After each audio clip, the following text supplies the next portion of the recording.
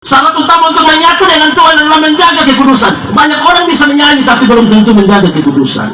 Banyak orang bisa berkhotbah tapi belum tentu menjaga kekudusan. Banyak orang berdoa tapi belum tentu menjaga kekudusan. Yang kudus tidak dapat bersatu dengan yang tidak kudus. Yang terang tidak dapat bersatu dengan yang gelap. Tanggalkanlah kasutmu, sebab tempat di mana engkau berdiri itu kudus.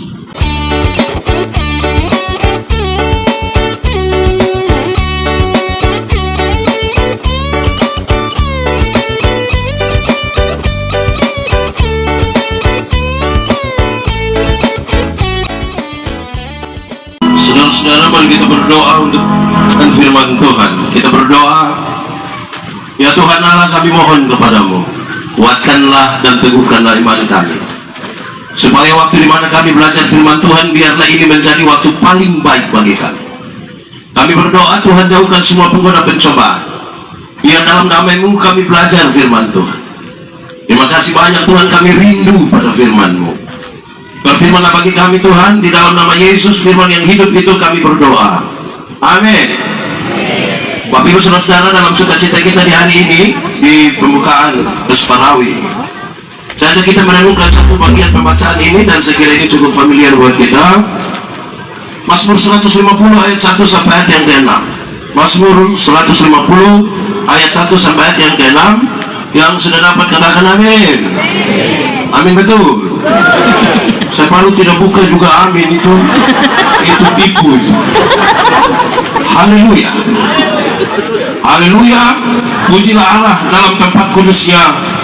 Pujilah Dia dalam cakrawalanya yang kuat. Pujilah Dia karena segala keperkasaannya.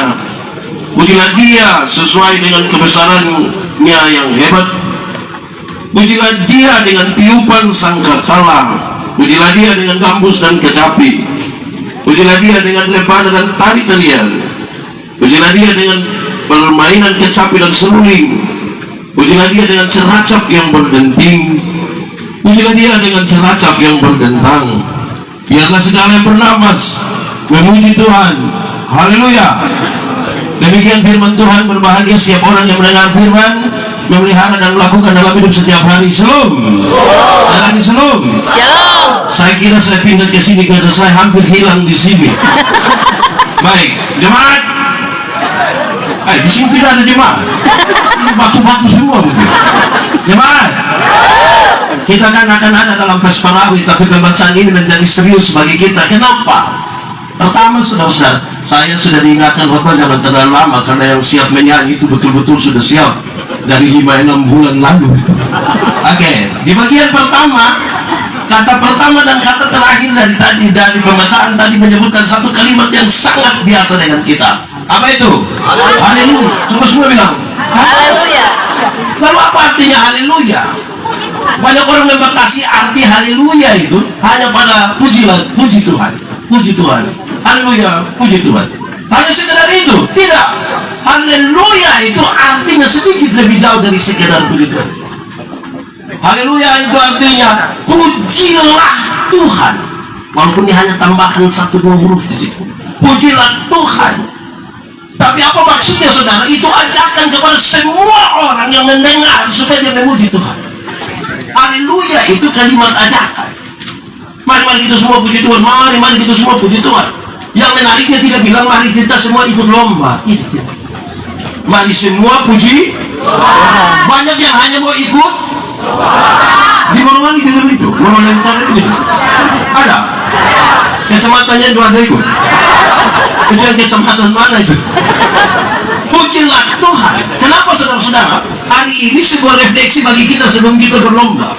Sepanjang saudara menyanyi, sepanjang saudara bersekutu dalam perpaduan suara atau apa namanya, ada berapa jiwa yang saudara bawa untuk kemudian memuji Tuhan.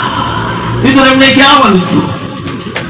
Banyak paduan suara dibangun, mereka 40 orang, tahun depan tinggal 36, 2 tahun depan tinggal 30. Lama-lama bubar itu paduan suara. Betul?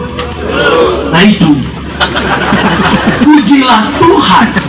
Saudara-saudara, seberapa pentingnya jiwa-jiwa itu, saudara? Kalau ada satu orang saudara panggil dia untuk datang kepada Tuhan, oh itu jiwa penting.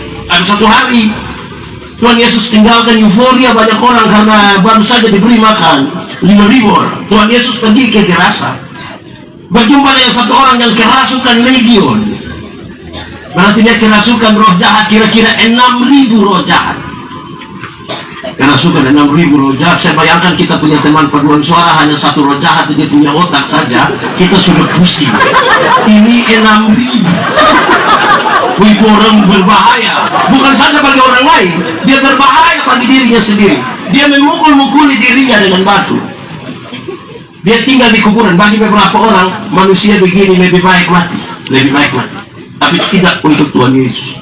Waktu Tuhan Yesus turun, orang yang kerasukan ini melihat Yesus dan dia bilang begini, "Hai Yesus, anak-anak yang hidup, apa urusanmu dengan kami?" Rupa-rupanya kalau hanya sekedar mengenal nama Yesus, roh jahat juga kenal.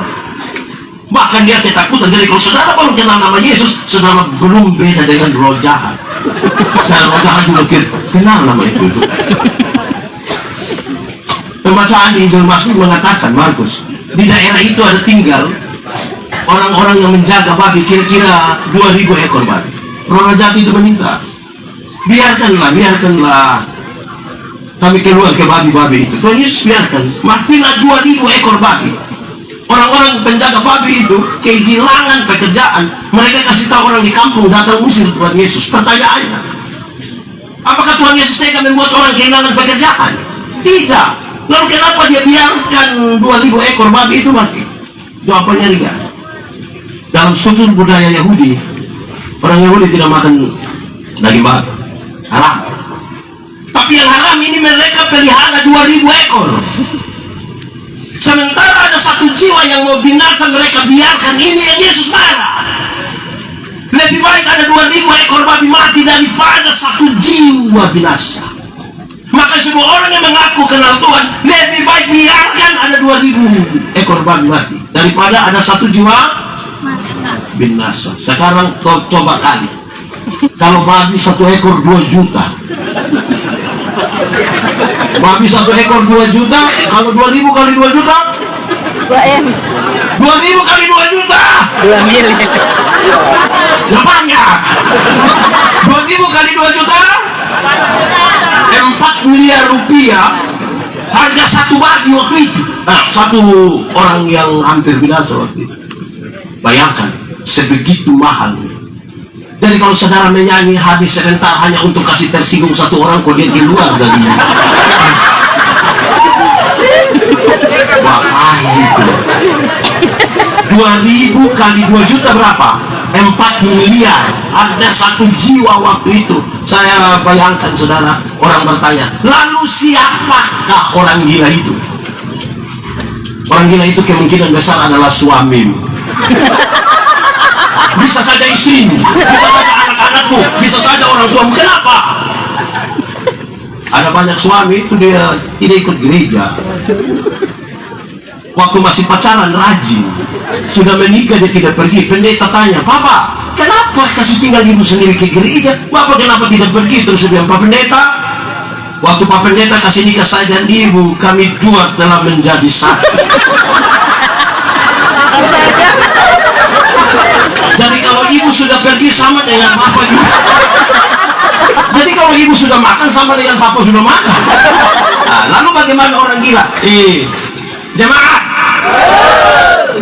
ada ibu-ibu itu style cantik-cantik begini pergi ke gereja jalan sendiri. Sampai di gereja pendeta bilang, "Ibu, mana suami?" Terus dia bilang, tahu sendiri. Ini tanda apa coba? Ini tanda apa? Makanya saya bilang orang itu tidak jauh-jauh. Tidak jauh, dekat-dekat saja. Dan itu haleluya.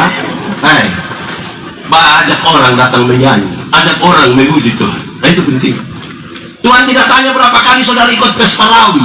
Karena ada yang dengan sombong sekali mengatakan, "Ini pesta Lawi ketiga saya ikut semua." Bahkan saya dengan sana pesta Lawi ke-30 pun saya ikut. Dia masih hidup. Tuhan tidak tanya ada berapa kali kita ikut pesta Lawi. Tuhan tidak tanya. Tuhan tidak tanya kita pakai seragam yang pakai singa itu. Tuhan tidak tanya. Tuhan akan bertanya, Ada berapa jiwa yang saudara bawa datang kepada Tuhan. bayangkan, ada berapa kecamatan ikut? Ada berapa? 10. Baru Bupati. Ada berapa kecamatan? 10. 10 pakai bahasa di sini bilang bukan tem. Oke, ada 10 minimal, ada 10 orang terpanggil untuk memuji Tuhan. Amin, kok? Amin. Oke, sama-sama katakan haleluya. 1, 2, 3. Haleluya. Haleluya. Saudara ingat bahwa haleluya bukan sekedar bilang puji Tuhan, tapi dia bilang pujilah Tuhan. Ajak semua orang, mari kita puji Tuhan, mari kita puji Tuhan. Jangan sampai setelah pulang dari sini ada yang tersinggung lantas dia bilang persetan. Pernah dengar itu kata persetan? Atau sendiri ucap? Persetan itu terdiri dari 2 suku kata, yaitu par dan betul juga. Par artinya teman dekat, sahabat, bestie. Dan setan yang artinya setan. Jadi kalau par setan berarti teman dekat dengan, makanya lebih baik par Tuhan juga. Par Tuhan saja supaya kita teman dekat dengan Tuhan. Itu pesan pertama. Apa? Haleluya. Tidak ada yang dengar. Pesan pertama apa? Haleluya. Oke. Kedua, puji siapa? Itu teks menarik. Dan setelah ucap haleluya dia bilang, pujilah Tuhan. Tidak boleh ada satu orang pun yang dipuji di sini. Tidak boleh. Siapa yang dipuji? Tuhan. Siapa yang dipuji? Tuhan. Tidak boleh ada orang yang merampas kemuliaan itu. Hanya Tuhan yang harus dipuji di sini. Hanya Tuhan, tidak boleh ada satu pun yang dipuji di sini. Saudara, Alkitab mencatat dengan baik bahwa manusia diberi karunia. Karunia dibedakan dalam 2. Satu karunia motivasi. Karunia motivasi itu seperti berkhotbah, menyanyi, mendampingi orang, mengajar, gitu. Dan yang kedua, karunia manifestasi. Bicara dalam bahasa roh, menerjemahkan, terus ada yang menyembuhkan orang. Dua-dua itu sama, tidak ada satu lebih dari yang lain. Yang menarik saudara-saudara dalam gereja, kadang-kadang ibadah hari Minggu terus pendeta tanya, ada yang menyanyi? Paduan suara ada? Vokal group? Mereka dari bawah bilang, tidak.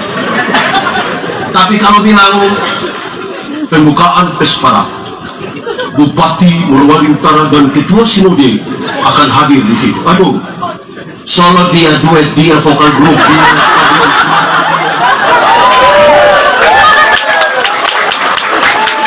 Ini namanya karunia makam puji. Di Morowali Utara ada. Dia ada di sini. Dia pakai baju warna, mulai baku tuduh sudah. Hanya Tuhan yang harus dipuji. Jadi kita berjumpa beberapa hari di sini, semua orang pulang bilang puji Tuhan. Semua orang pulang bilang Puji Tuhan. yang menyanyi habis orang bilang puji Tuhan, yang menonton juga bilang puji Tuhan, yang juri juga bilang puji Tuhan. Ya nama Tuhan dipuji. Betul ke tidak? Kadang-kadang ini penonton juga slapping penonton. Orang tidak tahu menyanyi, tapi penilaian mereka lebih dari juri dan saudara.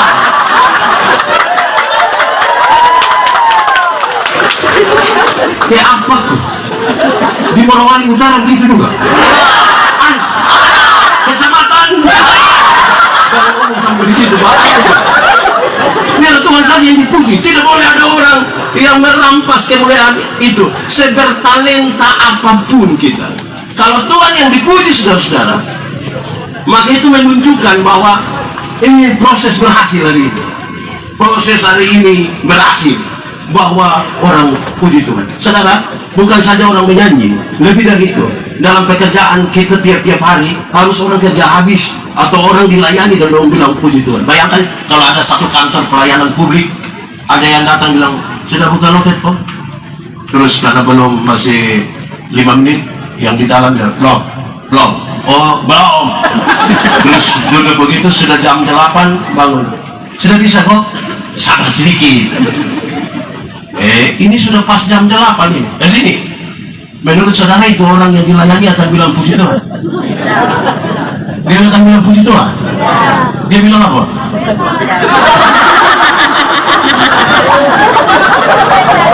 Saudara kalau kerja baik-baik, datang terlayani ini masyarakat yang harusnya dia pulang jam 9, dia sampai rumah setengah 9, istri dan anak-anak tanya, Papa, kok Papa bisa cepat ini? Aduh, puji Tuhan, orang di kantor itu kerjanya memang puji Tuhan. Tuhan yang dipuji, tidak boleh ada satu orang pun dipuji. Saudara, puji Tuhan itu sebuah refleksi kecil dari penyangkalan diri. Barang siapa mau mengikut aku, harus menyangkal dirinya, memikul salibnya, dan mengikut aku. Saya tidak bicara yang dua, yang pertama saja, menyangkal diri. Menyangkal diri itu artinya bukan saya, tapi bukan saya, tapi Tuhan. supaya kalau kita tanya, siapa yang buat itu bangunan yang bagus itu gereja itu? Dia bilang, bukan saya, tapi padahal dia yang jadi ketua pembangunan, dia pusing.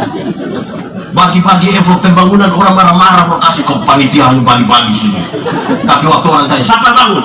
Bukan saya, tapi bayangkan kalau ada orang tanya, siapa yang bangun itu gedung gereja? Terus dia bilang, bukan saya, coba kau cek saja. Itu mulai masuk di pendiri sendiri. Dia mulai mau dipuji. Wah, itu jadi masalah itu. Ada orang miskin, sakit-sakitan, tidak punya apa-apa, dia datang kepada saudara, saudara tolong dia. Singkat cerita, dia sehat, dia sukses, dia bawa kesaksian itu kemana-mana, orang-orang diberkati dengan kesaksiannya, dan berita itu sampai ke telinga saudara. Kira-kira saudara bilang apa? Waktu itu datang sini sudah mau mati, Pak. Untung mulai jadi ada godaan untuk kita merampas kemuliaan Allah. Jadi sudah dua ya. Yang pertama pesannya adalah buat sedikit.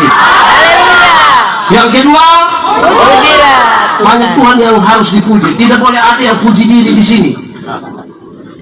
Tidak ada orang yang boleh merasa diri inti di sini.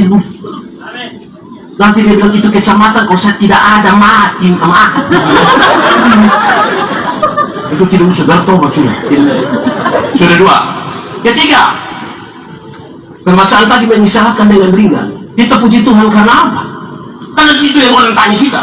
Kau panggil saya untuk ikut puji Tuhan, lalu kita puji Tuhan karena apa? Dia tulis dengan baik. Pujilah dia karena keperkasaan. Pujilah dia karena kebesaran. Jadi setiap orang yang dipanggil untuk memuji Tuhan karena dia mengalami, merasakan, menikmati sesuatu dari kebesaran Tuhan. Amin.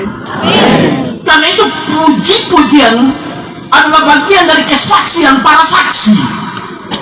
Saksi itu melihat, mengalami, merasakan, baru mengatakan. Hanya orang sombong yang akan mengatakan, Pak Pendeta, saya tidak punya pengalaman dengan Tuhan. Itu hanya orang sombong. Kenapa?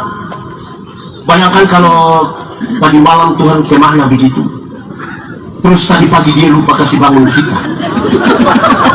Menurut saudara ini sore sapa kubur sapa, ini sore Pesparawi jadi pengalaman dengan Tuhan karena kebesarannya. Ini menarik saudara-saudara.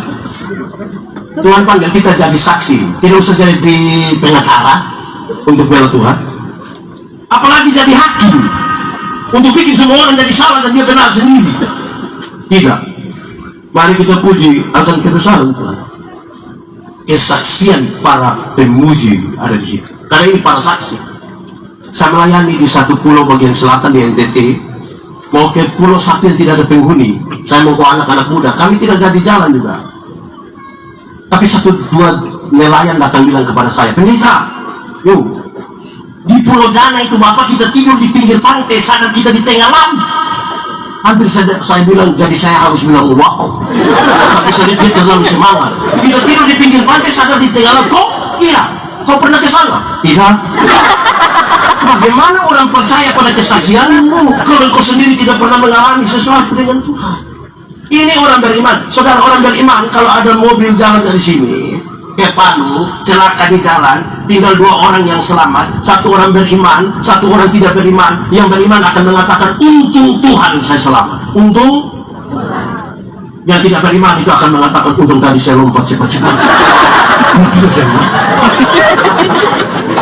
para saksi ini butuh begitu, tahu, mengalami dan mengakui Tuhan yang besar. Yang kedua, saudara-saudara, dalam kaitan dengan kebesaran Tuhan, supaya kita menjadi hilang lenyap dan Tuhan yang kelihatan di situ karena kebesarannya.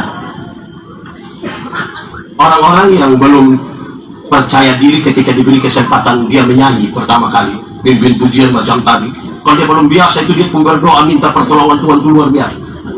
Aduh, Tuhan tolong saya pertama kali. Di grup dia kasih tahu, mohon dukungan doa, besok saya akan pimpin.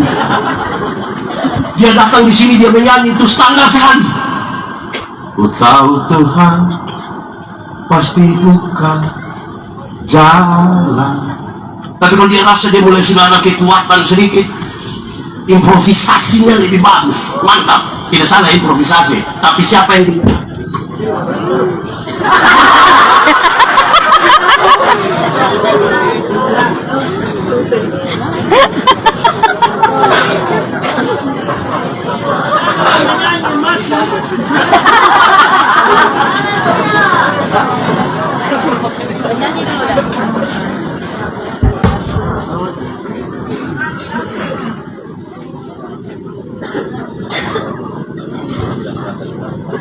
Saya yang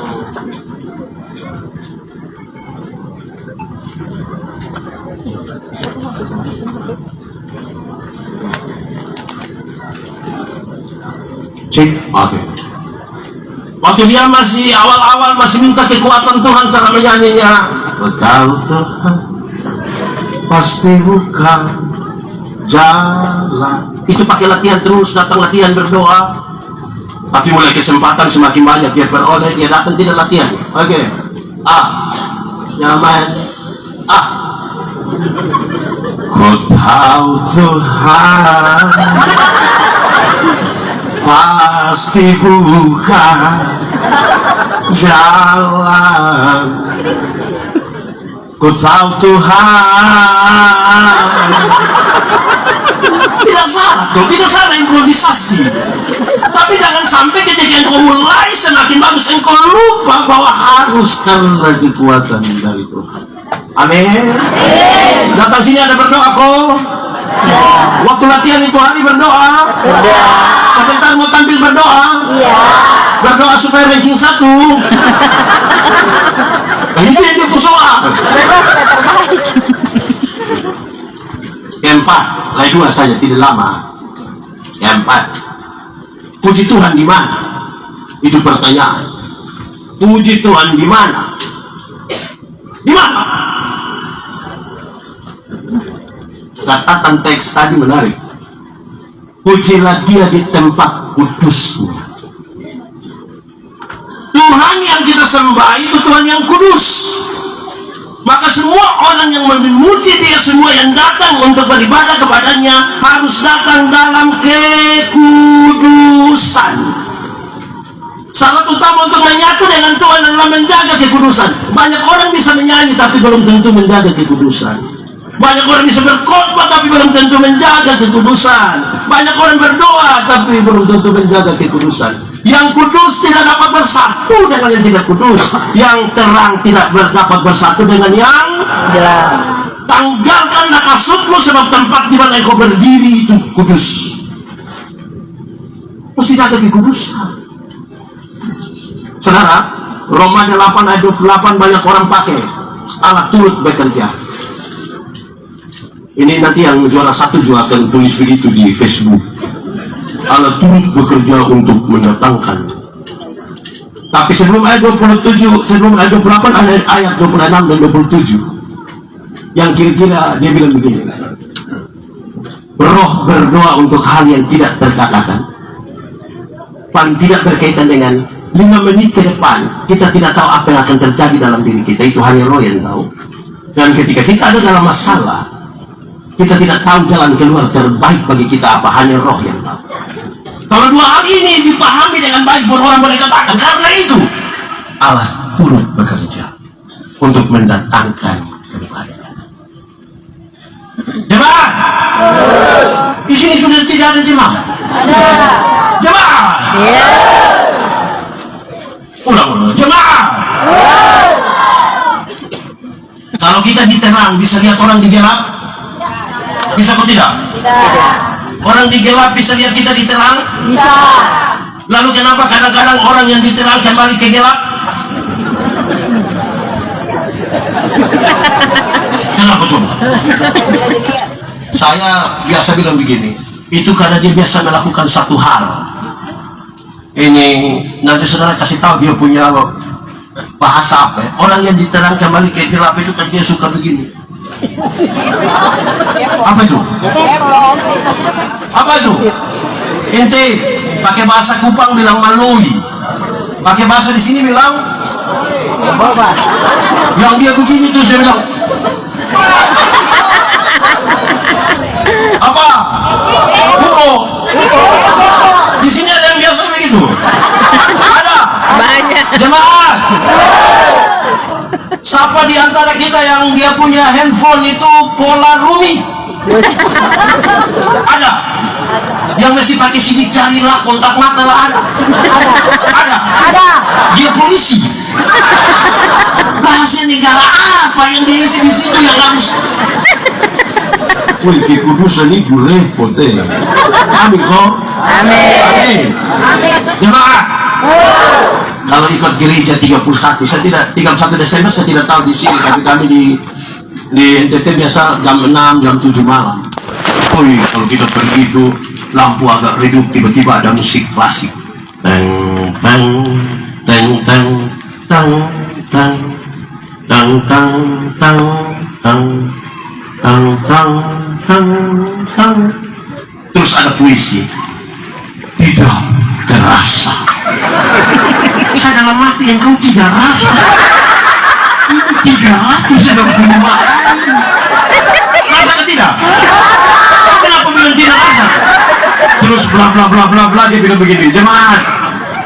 Mari kita tulis catatan dosa kita. Dia biar berlalu bersama-sama dengan perginya tahun lama, tahun baru, hari baru, hidup baru. Woi, orang mulai tulis catatan dosa. Ada yang tulis 5, ada yang tulis 10, ada 20. Saya baru tulis pakai menangis. Keluar itu tidak langsung buang. Dia masih bikin prosesi sendiri, lipat bagus-bagus baru pakai menyanyi. Maafkanlah dosaku.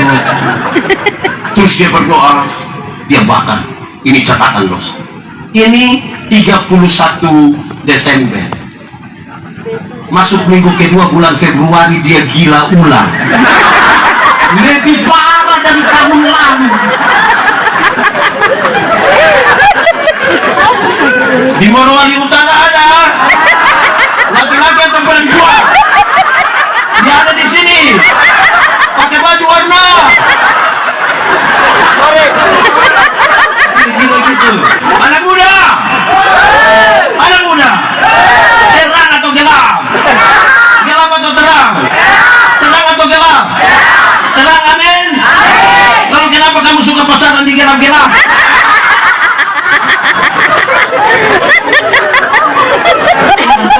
Syarat utama menyatu dengan Tuhan adalah menjaga kekudusan. Kalau kita tidak menjaga kekudusan, bagaimana?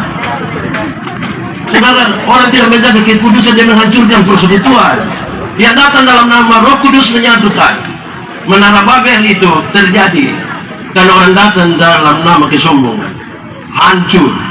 Yang datang dalam nama Tuhan yang berbeda-beda di Yerusalem disatukan menjadi sebuah persekutuan. Aman itu berbeda. Ini penyanyi-penyanyi ini kan ada suara 1, suara 2, suara 3, suara 4. Mesti jaga dia punya harmonisan, akordnya dijaga. Masa kita mau menyanyi ada yang buru-buru duluan? Jangan, tak tahan. Tidak usah saudara melejit sendiri. Tidak usah. Hai dunia gembiralah. Bagi bapak suara baru menyanyi. Hai dunia. Ini kita baru mulai dia. Hai dunia. Bukan gitu. Kira-kira begitu. Puji Tuhan di tempat yang kudus. Saudara tahu, semua yang kelihatan itu bisa ya di rekayasa. Tapi hati kita kudus tidak, itu hanya Tuhan yang tahu. Saudara tidak akan pernah dengar berita pendeta Yandi pencuri. Tidak akan, saya jamin, garansi. Saya yakin. Tapi saudara tidak tahu saya punya isi hati ketika saya mengingini sesuatu namanya. Saudara tidak tahu, itu hanya Tuhan Allah yang tahu. Betul begitu. Saya punya video satu beredar cukup luas. Ketika saya bilang kepada ini ibu-ibu, izin, ibu-ibu dan nona-nona, saya bilang, ini ibu-ibu, nona-nona, boleh pakai pakaian mini-mini datang di gereja, kok tidak? Orang bilang boleh. Kenapa boleh? Karena Tuhan melihat hati dan bukan melihat pakaian. Saya bilang iya benar. Tuhan melihat hati dan bukan lihat pakaian. Tapi saya pendeta ini, saya melihat pakaian, bukan lihat hati. Saudara pakai begitu berduduk di situ, itu saya pikiran. Lihat salah, tidak lihat salah. Jaga baik-baik, jaga hati, jaga mata, jaga semua hidup. Jadi kekudusan itu betul-betul menjadi sebuah pergumulan besar dalam kita punya hidup. Lah dia bilang, pujilah Tuhan di tempatnya yang kudus. Amin. Amin. Jangan sampai ada yang bahas di sini, dia datang dia cap tikus memang. Sol dengan sol, oh wah gitu macam. Tapi di sini ini orang tuh ada kok tidak? Ada di sini. Ada. Itu Pak ada di sini. Ada. Coba semua lihat dia. Kenapa lebih banyak lihat saya?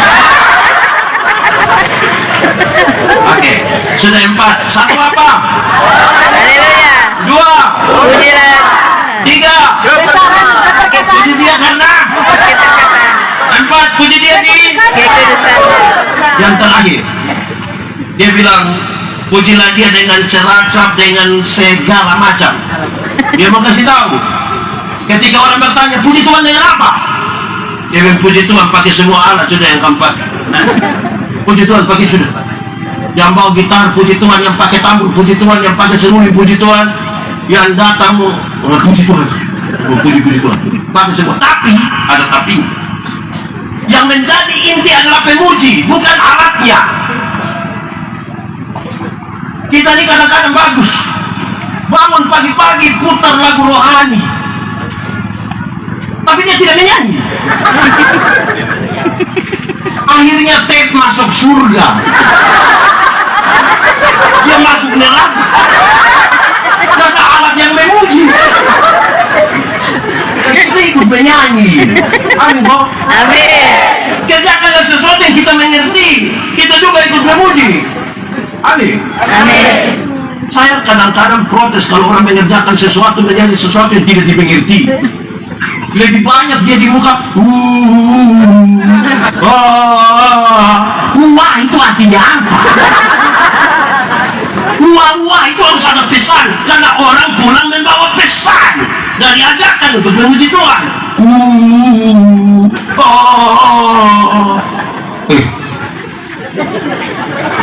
Pakai semua sudah puji Tuhan. Pakai alat musik. Tapi kamu menjadi inti. Supaya kalau ada orang tidak ada di sini, dia ada jalan di sana, dia dengar, ada apa itu? Ayo mereka puji Tuhan. Pujilah Tuhan dengan mereka tahu pesan yang disampaikan. Kadang-kadang kita ini bermain musik misalnya dengan sangat emosional sampai orang lebih dengar itu musik daripada kita pun pesan itu. Yang menjadi utama adalah kita yang tadi sudah jaga kekudusan, yang memuji Tuhan itu, yang kemudian pakai ini jari, ini tangan. Orang tanya saya, pendeta, yo, Pak pendeta tahu alat musik? Tahu main alat musik? Sebenarnya saya tidak tahu. Tahu pun hanya satu. Apa itu? Itu pun alat musik tinggi. Saksofon kah? Tidak. Apa? Livri, peluit itu. Kiri kanan kiri. Saya tahu itu. Tapi saudara tahu bahwa itulah, ini pesta paduan suara. Berarti ada banyak orang menyanyi sama-sama atau pakai alat musik. Tidak boleh ada satu, kan ini lambang persekutuan. pakai semua untuk memuji Tuhan, tapi jaga itu persekutuan karena kamu yang menjadi inti dari ini nyanyian ini. Maksudnya kitalah temanya. Allah yang disembah, yang dipuji, dimuliakan, tapi kita yang menyatakan itu. Supaya kita pakai dengan baik. Saudara-saudara, saya kira ini saudara tahu, saya bicara ulang. Kadang-kadang kita tidak sehat di sini karena orang satu ingin mendominasi yang lain, yang alat musik satu lebih dari dia kita pusing. Dalam gereja itu, saya ingat ada satu waktu kami KKR di mana begitu. Ada satu ibu bangun kasih kesaksian kalau roh bawa dia waktu itu tidur. Roh bawa dia ke surga. Dia jalan-jalan ke surga, dia lihat surga itu bagus sekali. Saya bilang surga bagus, saya juga dalam berita tapi terus dia bilang ada satu ruangan dia lihat begini. Itu ruangan bagus tapi isi mulut-mulut semua. Jadi dia tanya malaikat yang bawa dia bilang, malaikat, yo, kenapa itu ruangan mulut-mulut semua? Lantas ini malaikat jawab, dia bilang begini, oh itu mulutnya pendeta-pendeta. Kenapa? Pendeta-pendeta itu khotbah bagus jadi mulutnya masuk surga, kaki tangan semua di neraka. Tersinggung aku dengan itu. Waktu mau berkhotbah sebagai ibu, kita dua klarifikasi yang tadi. Saya bilang ibu tahu pisau? Dia bilang tahu. Coba ambil pisau, ibu tolong potong ibu punya jari kelingking. Terus kalau jarimu sudah berdarah, coba ibu bilang, rasa kau bisa. Tidak apa-apa, itu Alkitab kasih gambaran kita. Mata karena dia mata, dia tidak lebih penting dari telinga. Mulut tidak lebih penting dari tangan.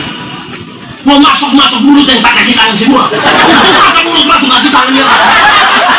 Mau teologi dari mana? Aneh. Saya bilang ibu, siapa di antara kita yang malam-malam perut sakit mau ke WC, lantas perut bilang di kaki bilang di perut. Yo, saya tidak bisa pergi. Maaf, perut kok pergi sendiri. Ada orang stroke, kiri stroke, waktu dia mau ke gereja, apakah hanya kanan saja yang pergi?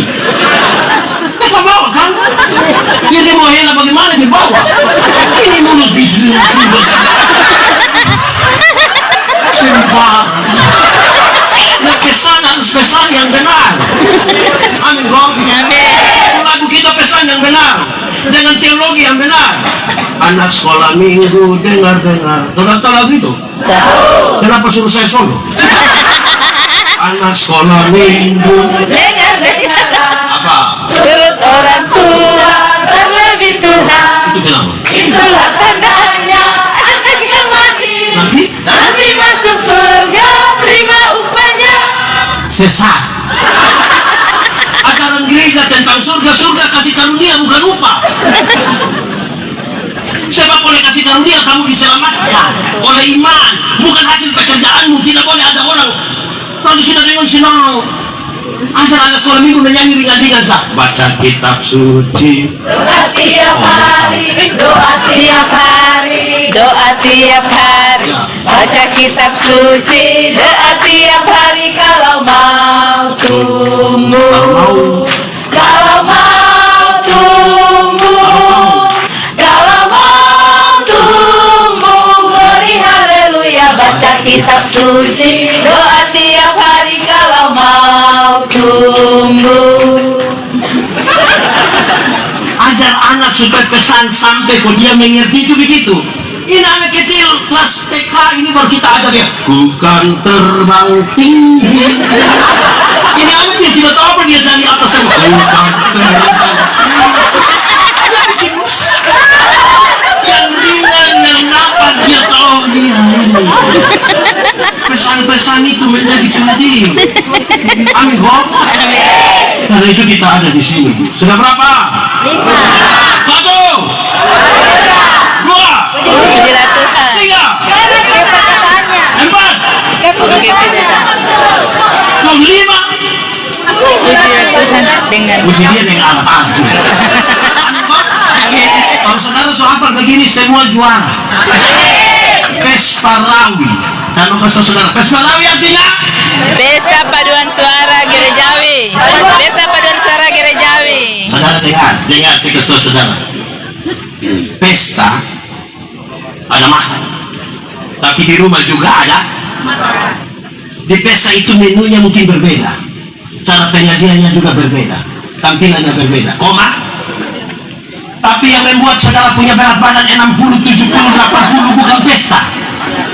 Siapa juga tiap hari mau bikin kita pesta. Yang buat kita punya badan itu beratnya 60, 70, 80 adalah makan pagi, makan siang, makan malam. Di mana? Jadi saudara tidak bertumbuh di pesta. Bertumbuh di mana? Di sini sama saudara makan gizi, di rumah makan batu, saudara tidak bertumbuh. Dan itu perhatikan, jangan sampai waktu lomba ini kita semangat berlatih menyanyi, habis lomba kembali ke rumah tidak jadi.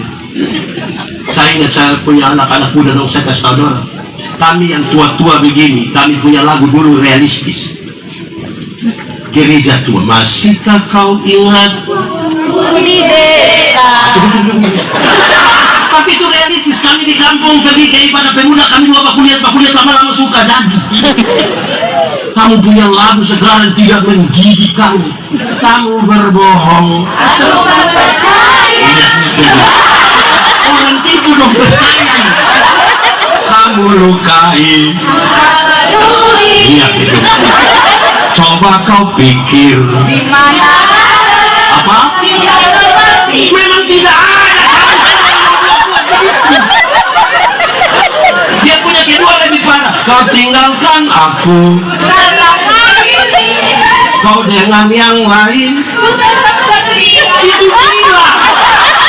Orang dengan orang lain kita setia dengan dia. Supaya apa?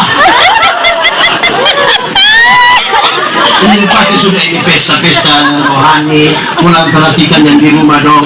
Jadi buat kita bertumbuh, amin Pak. Amin. Tuhan memberkati kita. Amin.